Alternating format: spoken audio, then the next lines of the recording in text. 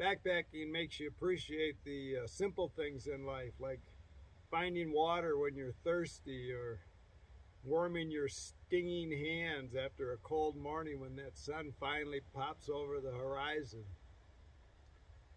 And I'm getting to lower elevation now, so it's getting warmer. You start peeling layers anytime now.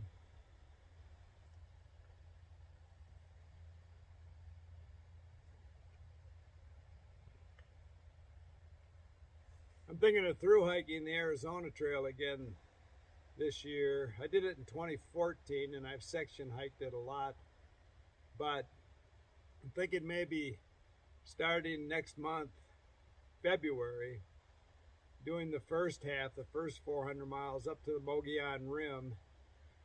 And then I've got some family coming out. I'll take some time off, 2 or 3 weeks, and then finish in April.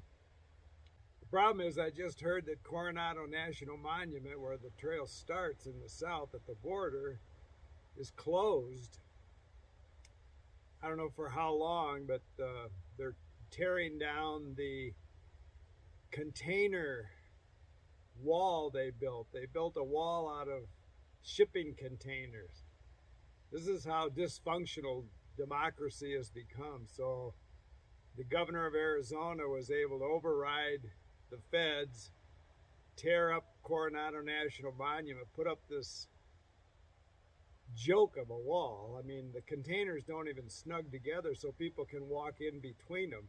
It's just a political stunt that probably is going to end up costing Arizona about $150 million, because now the reason it's closed is that governor's out and new governor's in. Now they're tearing that wall down.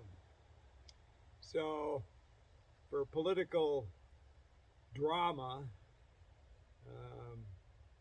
the environment down there suffered, animals suffered, the national monument was defaced, all for show, all for show. So I don't know if you can start down there at the border or not. We'll find out. There's so much information online now if you're thinking of hiking the Arizona Trail. When I did it in 14, I didn't have gut hook. I always call it gut hook. Far out, I didn't have far out. I bought a book that had sections and pretty good mapping in it. But now with far out, I mean, if you're a foot off the trail, you'll know it. And I usually carry a lot of food, so there's, you know, again, you can find out about all the food stops and town stops and resupply points. But I usually go Patagonia first 50 miles. You know, there is a grocery store there and a natural food store if you're supplying on the fly, but there's also a post office there. So I'd have a box sent there. Then I'd have a box sent to Summerfield, which is right up here where I was. Post office there. My next one would be Superior, then Pine, then Flagstaff, then the Canyon. And I just carry enough food to get me through those long sections. I just don't like to go, I just don't like to fool with going way off the trail to resupply.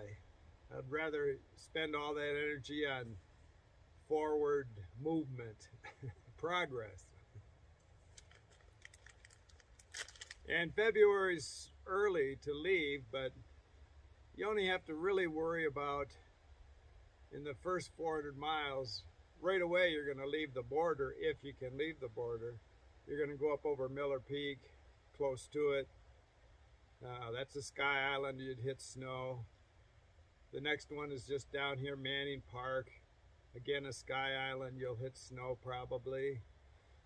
And then here, I hit snow up here all the time in January, February, but I mean, it's all manageable. It's not, you might post hole a little bit and maybe a foot of snow, but with gut hook, you'll know where the trail is. So it's not a problem getting lost up in those Sky Islands.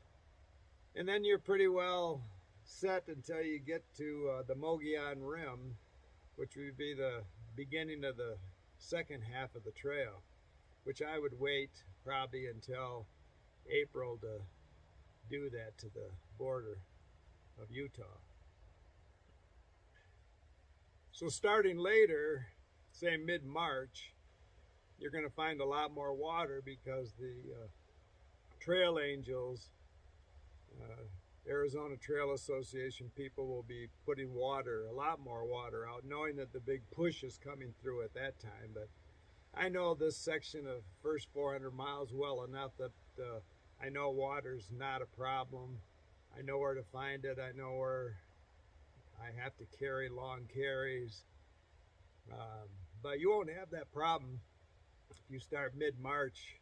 You'll find water hidden at most trailheads. They're really good about that. And when you see trail people out here, whether it's Forest Service like yesterday, or you see Arizona Trail volunteers out here, be sure to thank them. You know, those kids, they're getting paid down there. That's a job, but I still thank them for trail work. It's tough. And I came through this trail section last year after the fire, and it was nasty. Now it's a cakewalk. And it's all because of their efforts. And so just go out of your way to thank them and show them how much you appreciate it.